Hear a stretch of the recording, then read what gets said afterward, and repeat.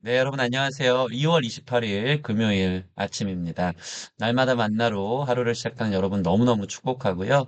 네, 퇴근길에 만나는 분들도 주님을 만날 수 있는 귀한 은혜 있기를 원합니다. 오늘 창세기 10장 전체인데요. 노아 이후에 족보가 나옵니다. 우리 긴 구절이지만 함께 어떤 은혜를 주실지 기대하며 나누도록 하겠습니다. 노아의 아들 셈과 함과 야벳의 족보는 이러하니라. 홍수 후에 그들이 아들들을 낳았으니 야벳의 아들은 고멜과 마곡과 마대와 야완과 두발과 메섹과 디라스요. 고멜의 아들은 아스그나스와 리박과 도갈마요. 야완의 아들은 엘리사와 달시스와 기띔과 도다님이라. 이들로부터 여러 나라 백성으로 나뉘어서 각기 언어와 종족과 나라대로 바닷가의 땅에 머물렀더라. 함의 아들은 구스와 미스라임과 붓과 가나안이요. 구스의 아들은 스바와 하일라와 삽다와 라마와 삽드가요. 라마의 아들은 스바와 드단이며 구스가 또 니무롯을 낳았으니 그는 세상의 첫 용사라. 그가 여호와 앞에서 용감한 사냥꾼이 되었으므로 속담에 이르기를 아무는 여호와 앞에 니무롯같이 용감한 사냥꾼이로다 하더라.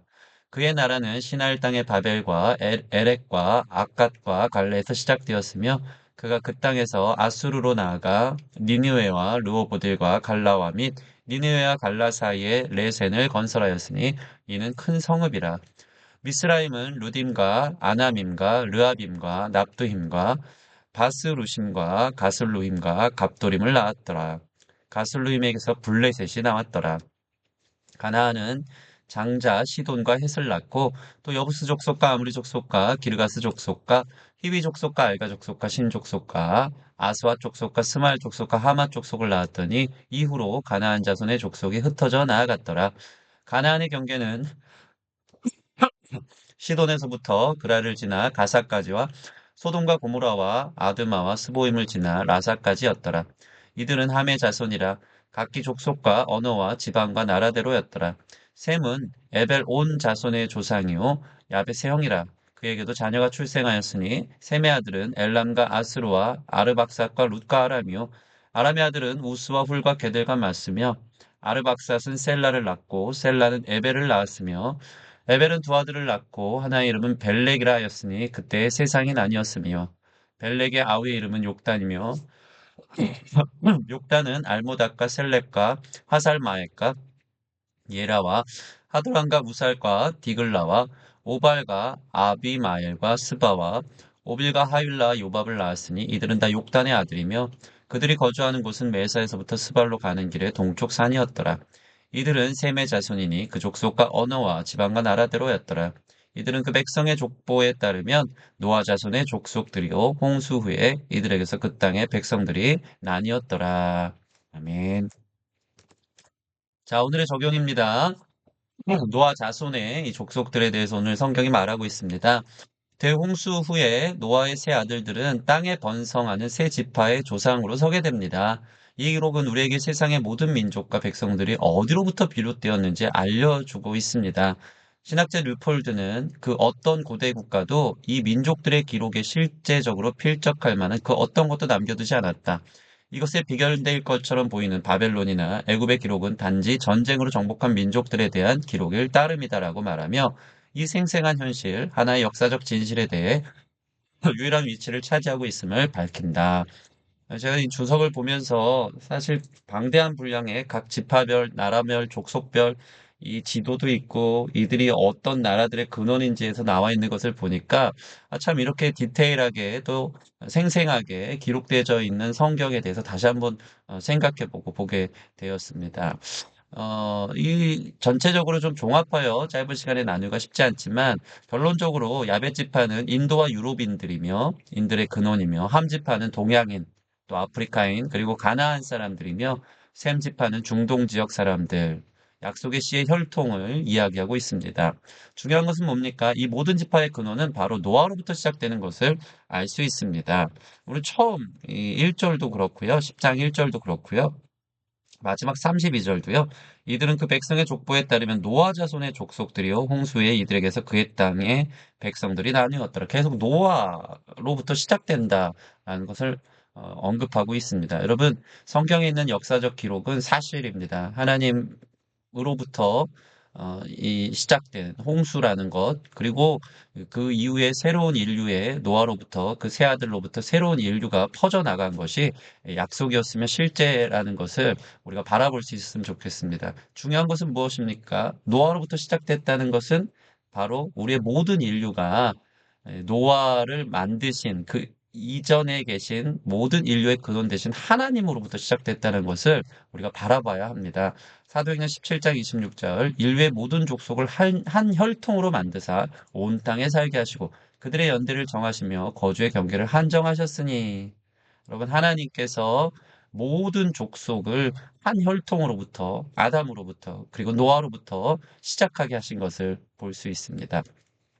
그들로 우리는 전 세계 사람들과 흩어져 살게 하셨고 그들의 연대를 정하고 그들의 거주의 경계를 정하여서 나라별로 국가별로 지금 살고 있지만 우리는 한 혈통이라는 사실들을 기억할 때, 한 가족과 같은 마음들이 우리 안에서 다시 한번 일어나야 되는 줄 믿습니다. 오늘의 조금 두 번째인데요. 폭군 니무롯에 관한 이야기입니다. 8절에서 12절인데 이 족보에 대한 이야기, 사람들의 이야기가 쭉 나오다가 꼭 이렇게 한 사람에게 머물러 서서 그 사람에 대해서 집중 조명하고 있는 구절들을 우리는 좀 깊이 있게 바라봐야 될 것 같습니다. 성경은 세상 최초의 폭군인 니무롯에 대해 조명하고 있습니다. 그는 폭군이라는 사실이죠. 니무롯은 땅 위에 최초의 제국을 건설하고 했던 독재자다. 성경은 그에 대해 두 가지 중요한 점을 말해주고 있습니다. 첫째, 니무롯은 인류 역사의 무대에 등장하는 최초의 폭군이요 독재자였다는 것입니다. 니무롯의 이름 자체가 반역하다라는 뜻입니다. 니무롯을 언급할 때 오늘 8절에서 12절 보면요. 그가 여호와 앞에 용감한 사냥꾼이라는 표현들이 계속 등장하고 있습니다. 세 차례나 기록합니다.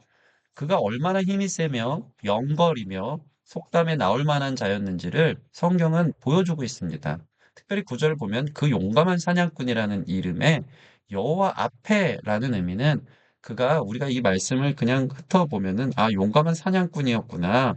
대단한 영웅이었구나. 호걸이었구나 생각할 수 있겠지만 이 여호와 앞에라는 의미를 볼 때 그는 하나님 앞에서 반역하고 반란을 일으키는 사람이었다는 것입니다.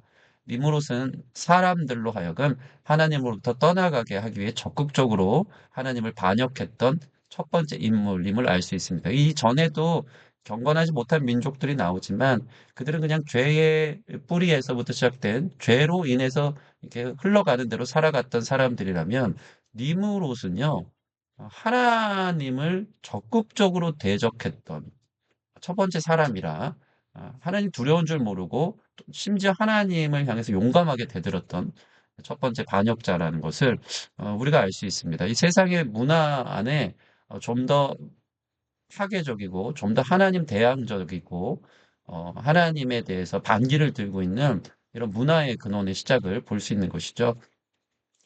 두 번째로 니무롯은요, 자기 자신의 태도뿐만 아니고요, 최초의 범세계적인 제국 건설을 착수합니다. 10절에서 12절 보면 그의 나라는 그가 그 땅에서 큰 성읍을 만들었다라고 이야기합니다. 이는 세상의 한 지역을 장악하고 싶어 했고요, 그곳에 수많은 사람들을 압제하는 제국을 시작했다는 것입니다. 그의 제국은 사람들에 대한 진정한 봉사나 행복과 안전, 참된 법과 질서와는 거리가 멀었습니다. 니무롯은 사람들을 선동하여 계속 동방으로 옮기며 하나님을 떠나서 계속 멀리 갔다는 의미입니다. 신할 평지에 정착을 했는데요. 오늘 10절에 나오고요. 창세기 11장 2절에 나오는 이 바벨탑의 근원이 되는 바벨의 근원이 되는 그 지역 신할 평지를 만든 사람이 됩니다. 신할 평지에 거류하면서 가장 불경건하고 불경건한 사회와 불경건한 종교를 이 바벨탑 맨 위에 고대 근동의 문헌을 보면 맨 위에는 하나님이 아닌 이 우상 신전이 있어서 불경건한 종교하는 하나님을 적극적으로 대적했던 그 문화를 만든 것, 종교와 문화를 만드는 제국으로 시작되는 것을 보게 됩니다. 이런 사람이 있었다라고 성경은 좀 깊이 있게 나누고 있는 것을 보게 됩니다. 오늘의 조금 세 번째인데 반대 이야기입니다. 근데 성경은 악과 선에 대해서 두 가지를 조명해주고 있거든요. 셈의 족보가 21절에서 31절에 나옵니다. 셈은 어떤 사람입니까? 어저께 이야기한 것처럼 노아의 수치를 가려줌으로 인해서 복을 받고 또 그 안에서 하나님의 메시아, 예수 그리스도의 족보의 근원이 되는 축복을 받게 되지 않습니까? 이 셈의 족보는 오늘 21절 보면 에벨 온 자손의 조상이 된다라고 나와 있습니다. 이 에벨이 바로 히브리 사람들을 말합니다. 에벨은 히브리인들의 선조이다. 셈은 특별히 야벳의 형이지만 오늘 이 족보를 보면 맨 뒤쪽에 나오거든요. 원래 첫째부터 나와야 되지 않습니까? 근데 오늘 보면 야벳부터 이 막내부터 그 족보가 나오는 이유가 있습니다. 그 이유는 뭡니까?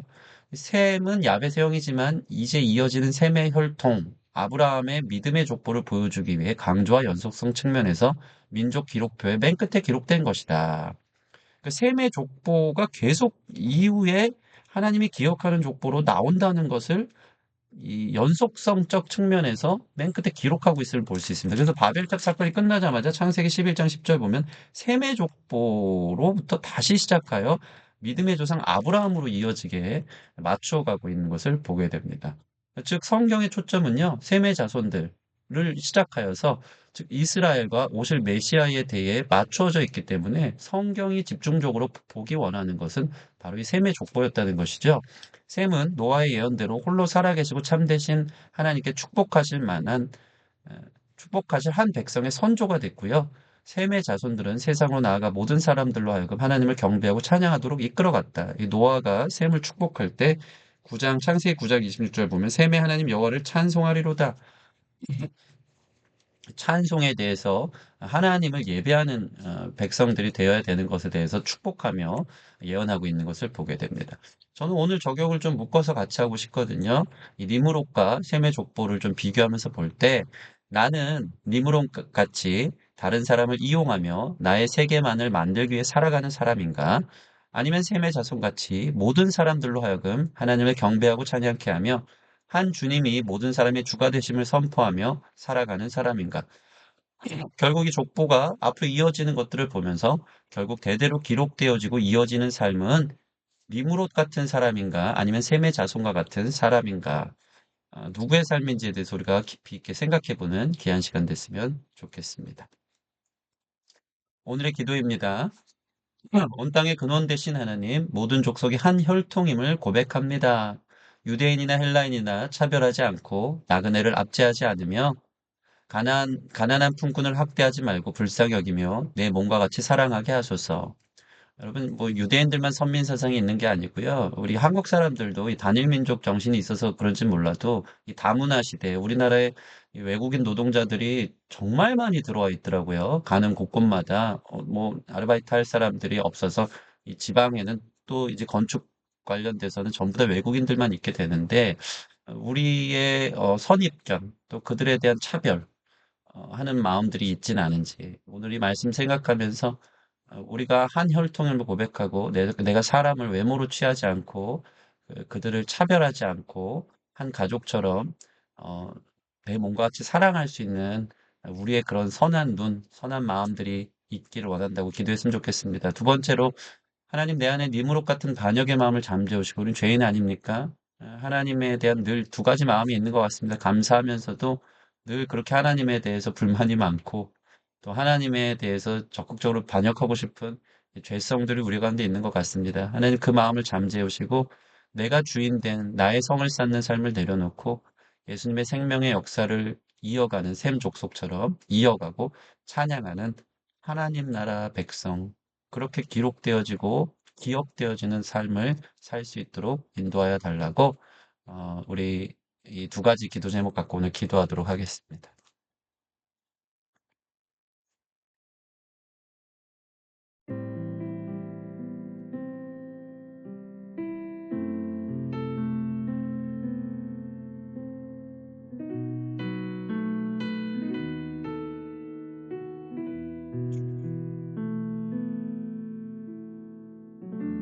주님,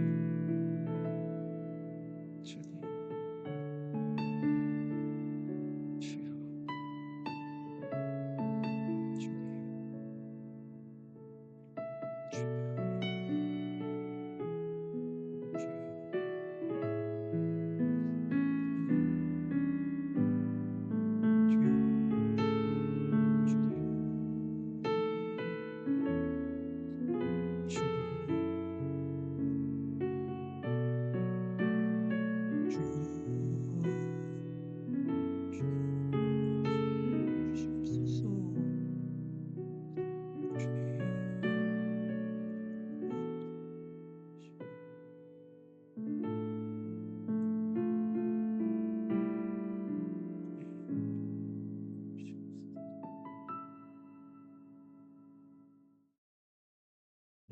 제가 기도하겠습니다. 하나님 감사합니다. 오늘도 귀한 말씀 주셔서 감사합니다.